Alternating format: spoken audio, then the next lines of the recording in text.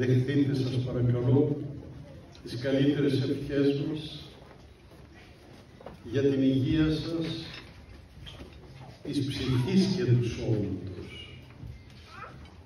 Χρόνια πολλά και καλά, ευλογημένα, άγια και μεταμορφωμένα, καλύτερα από το παρελθόν και η γη καλύτερα από το παρελθόν, χωρίς συμφορές, χωρίς πολέμους, χωρίς αρρώστιες και μακάρι και χωρίς θανάτους. Σας ευχαριστώ όλους σας γιατί σήμερα κατακλείσατε τους χώρους της Μονής.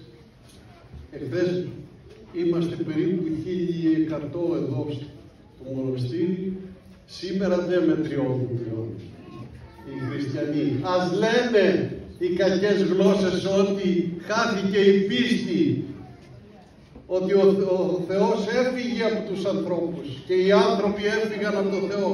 Όχι, να η απόδειξη. Είμαστε κοντά στο Θεό και ο Θεός κοντά μας.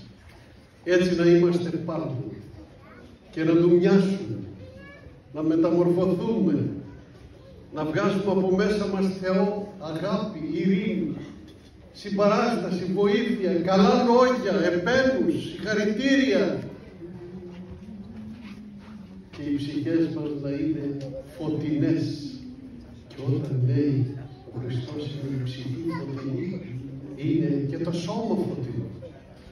Λάμπει το πρόσωπο. Θάλει, όπως λέει στα αρχαία ελληνικά. Ία η ψυχή, τι άνδε και η μορφή. Ευχαριστώ πολύ τις δημόσιες υπηρεσίες που κάλυψαν από κάθε πλευρά τις ανάγκες της εορτής, αστυνομία, πυροσβεστικά, δήμος κλπ.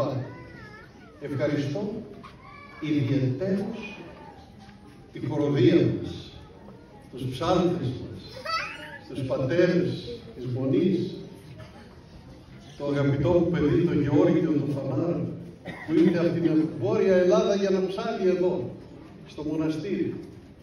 Ευχαριστώ όλους και όλες, ιδιαιτέρως όλες. Θέλω να ευχαριστήσω τις κυρίες και τις δεσποινίδες που ήρθαν ντυμένες όπως έπρεπε σε εκκλησία και μοναστήρι, με το σεμνό φόρεμά τους, όχι με τα καταραμένα παντελόνια, αλλά με το σεμνό φόρεμά τους και καλυμμένες, χωρίς να προβάλλουν σάρκες και πνάτες και στήθια κλπ.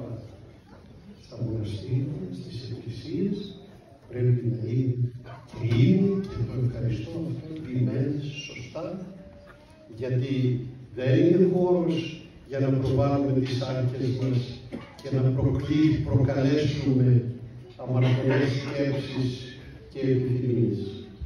Ευχαριστώ όλους σας για την τάξη, την πειθαρχία, την ευλάβεια, τη σιωπή. Μας βοηθήσατε να προσευχηθούμε για σας, αλλά και εσείς προσευχηθήκατε σήμερα. Και θα φύγουμε όλοι παίρνοντας τη χάρη του Θεού μέσα μας, ιδιαιτέρως δε όσοι θα κοινωνήσουν. Και σας παρακαλώ όλους να κοινωνήσετε. Μη φύγετε χωρίς Χριστό. Πάρτε τον Κύριο μέσα σας. Εκτός αν έχετε κάποια απαγόρευση από τον πνευματικό, όμως εάν δεν έχετε, ελάτε να κοινωνήσετε. Να φύγετε με Χριστό μέσα σας και να κοινωνείτε συχνά. Και πάλι χρόνια πολλά, ευλογημένα και άγια, να ζήσετε. Διευκόν των Αγίων Πατέρων ημών, Κύριε Ιησού Χριστέ ο Θεός, ελέησον και σώσον. Διευκόν του Αγίου Πατρός ημών, Κύριε Ιησού Χριστέ ο Θεός, ελέησον και σώσον ημάς.